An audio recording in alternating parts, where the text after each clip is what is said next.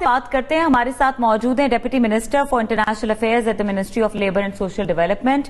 हमारे साथ मौजूद हैं माहिर अब्दुल रहमान कासिम साहब and we welcome him on show.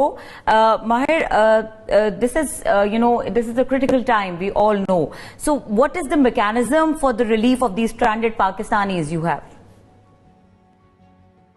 Okay, first of all, thank you for the invitation. And since we are approaching the end of the holy month of Ramadan, let me start by wishing my brothers and sisters in Pakistan a Eid Mubarak, and may Allah accept all of our and your prayers. Ameen. There is no doubt that the COVID-19 is not a standard incident to the global economy.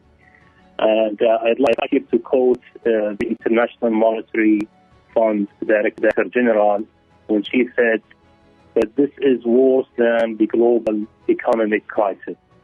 She was referring to the 2008 crisis. And even worse for us as leaders in the labor sector, when the International Labour Organization predicted that we will lose almost 200 million jobs in the world in this quarter only, in Q2 2020. So you can just imagine how harmful this pandemic is to the global economy. And for that, we had to make a number of measures, and as one of the top countries who have expat workers. Starting with the global collaboration, we've been doing a number of bilateral meetings with the heads of the organizations, of the labor organizations, including with His Excellency Minister Bukhari, the head of the overseas Pakistani ministry. And Saudi this year is the chair of the G20. We called for an extraordinary ministerial meeting for the laborers last month. It was chaired by our minister and with the attendance of all 20 ministers, including also ILO Director General Guy Ryder. Internally, we have looked at a number of measures. So on the health and safety side, MOH Ministry of Health has produced a number of precautionary measures, and they released them on a number of languages, including Urdu, by the way. So that's for the precautionary measures.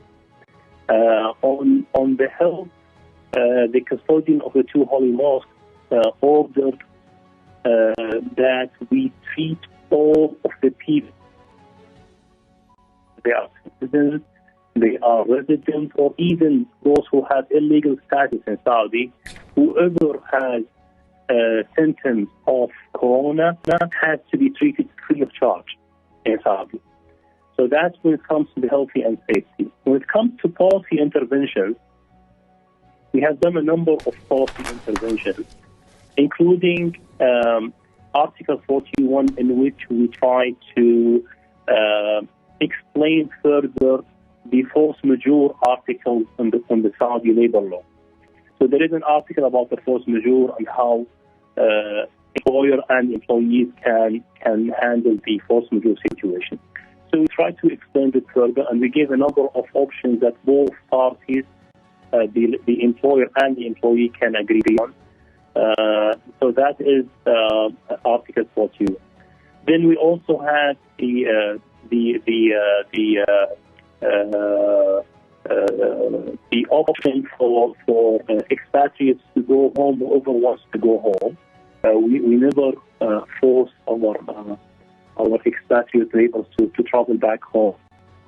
So we introduced an initiative called Auda. In that initiative, we asked those who want to travel home to look into it, and they register their request.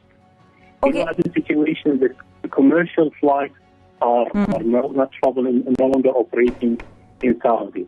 So we have to do a strong bilateral coordination when it comes to travel back home. And here I would like to express my gratefulness to His Excellency Minister Bukhari, who really supported us in scheduling flights to make sure that we have the Pakistani back home, hopefully before the Eid holiday. Okay, Mr. Qasim, since you are explaining the situation, people are being laid off from their jobs, their businesses are suffering. Can you give us any number that how many people have been laid off so far, and is this going to slow down in near future? So we have only initial numbers. We have, I would say, a very accurate one. The reason for that is that we have given an option for employees to give to their employers to take a leave without pay kind of model. And there is a good number of employees who opted for that option. Rather than being laid off, they take this option for leave without the pay. So we noticed that the number is quite, I would say, reasonable. It's all 6 to 7% of the workforce in Saudi, and this includes the Saudi nationals, by the way, not just the expatriates. So it's not that big. If you look into the number who the Pakistanis, for example, who wanted to travel home during this period, again, we predicted bigger numbers. We only ended up with almost 20 to 22,000 Pakistanis. Bear in mind that the number of Pakistanis working and contributed to the economy in Saudi is almost 1.5 million. So this number is insignificant to the number of the Pakistani workers who work in Saudi. Absolutely, Your Excellency. I really thank you for coming on to this call as well. I'm truly grateful for your cooperation that you've been giving us as well in the past couple of weeks. We often discuss how many workers, there's always, and just before you there was a reporter quoting numbers as well. We must make it clear that numbers are never accurate, because it's hard to bifurcate between laid off, leave, and then people that just want to come back due to the pandemic. As you know, Your Excellency, we've given now 9 flights, 3 of your own airline and 6 of Pakistan's, and then up till 31st May, which will accommodate around 2,000 and 2,050 odd Pakistanis. So again, especially for the Saudi airline flights, I want to on TV thank you, especially for your cooperation, because these flights are important, because these flights, Saudi Arabia are paying for these flights. They're paying for the airline. They're getting their tests done. They're putting them on the plane, and they're sending our Pakistanis. So, ये free of cost हमें भेज रहे हैं. So we want to thank them for this as well. Absolutely, Your Excellency. And if I may add to what you just have said, we also noticed that the trend for people registering on the system is going down.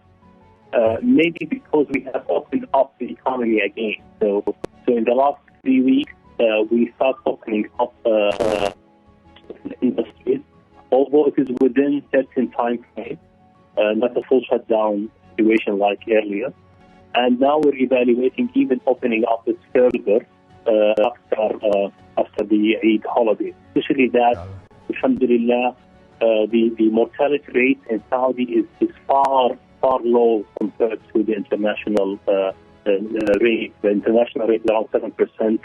In Saudi, it's around 0.55%, which is, alhamdulillah, a very low number. And we expect that number to go even lower. Okay. Thank you very much. Deputy Minister for International Affairs, Maher Abdulrehman Qasim was with us. और यहाँ पे वक्त हुआ है एक break का. Break के बाद दोबारा आएंगे. आप देखते रहिए हम न्यूज़.